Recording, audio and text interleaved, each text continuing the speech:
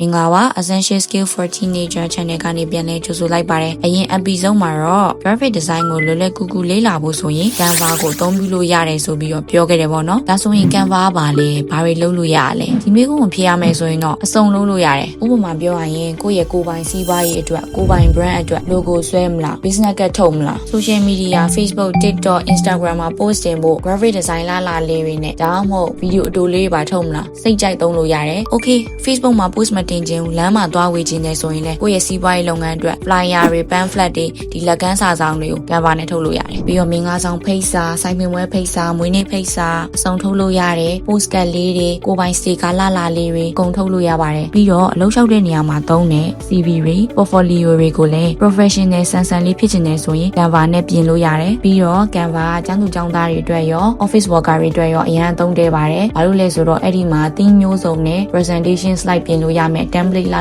လေးတွေမျိုးစုံရှိပါတယ်ဒါကြောင့်မို့အခုခေတ်မှာဆက်လေးရဲ့တခြား software တွေထက်ဆိုင်ဒီလိုမျိုးပေါ့ပါရှိရဲ့ Canva ကိုလူတွေအများဆုံးသုံးလာကြတာပေါ့နော်သူ့ရဲ့အသာချက်ကတော့နံပါတ်1ပြန်ပြောရရင်အရင်ပေါ်ပါတယ် Canva က cloud base ဖြစ်တဲ့အတွက် computer ထဲမှာ software အကြီးကြီးတွေလိုမျိုးအရင်ကြီးနေရမျိုးပေါ့နော် website ကနေဓာတ်ရိုက်လည်းသုံးလို့ရတယ်ဒါမှမဟုတ်သူ့ရဲ့ application ဖြစ်ဓာတ်ရိုက် download ဆွဲပြီးတော့လည်းတန်းသုံးလို့ရတဲ့အတွက်ပေါ့ပါနဲ့အလွယ်တကူအသုံးပြုနိုင်တယ်ပြီးတော့နောက်တစ်ခုကသူ့ရဲ့အသုံးပြုရတဲ့နည်းစနစ်ကအရန်ကိုလွယ်ကူရိုးရှင်းတယ်ဒီဇိုင်းအခြေခံလုံးဝမရှိဘူးဆိုရင်တောင်မှ Canva မှာတင်ထားပြီးသား template ပေါင်းတောင်းနဲ့ချီပြီးရှိတာမလို့ကိုလိုချင်တဲ့ပုံစံကိုရိုက်ရှာလိုက်စာသားလေးတွေပြင်အယောင်လေးတွေချိန်ပြီးတော့မှမိနစ်ပိုင်းမှာနေပေါ့နော်ကိုလိုချင်တဲ့ customize design တစ်ခုကိုရရှိနိုင်မှာဖြစ်တယ်နံပါတ်3ဘယ်နေရာမှာမဆိုသုံးလို့ရပါတယ် digital nomad တယောက်ဖြစ်ဖို့ကနေရာဒေတာမရွေးအလုပ်လုပ်နိုင်ရမယ်ဆိုတော့ဒီ Canva က laptop မဟုတ်ရင်တောင်မှကိုလက်ထဲကဖုန်းဒါမှမဟုတ် tablet နဲ့တင်အလုပ်လုပ်လို့ရတယ်ဆိုတော့သူကတကယ်ကိုအသုံးဝင်တဲ့ tools လေးပဲဖြစ်ပါတယ်ဒီနေ့မှာတော့ဒီလောက်နဲ့ပဲရပ်ပြစီ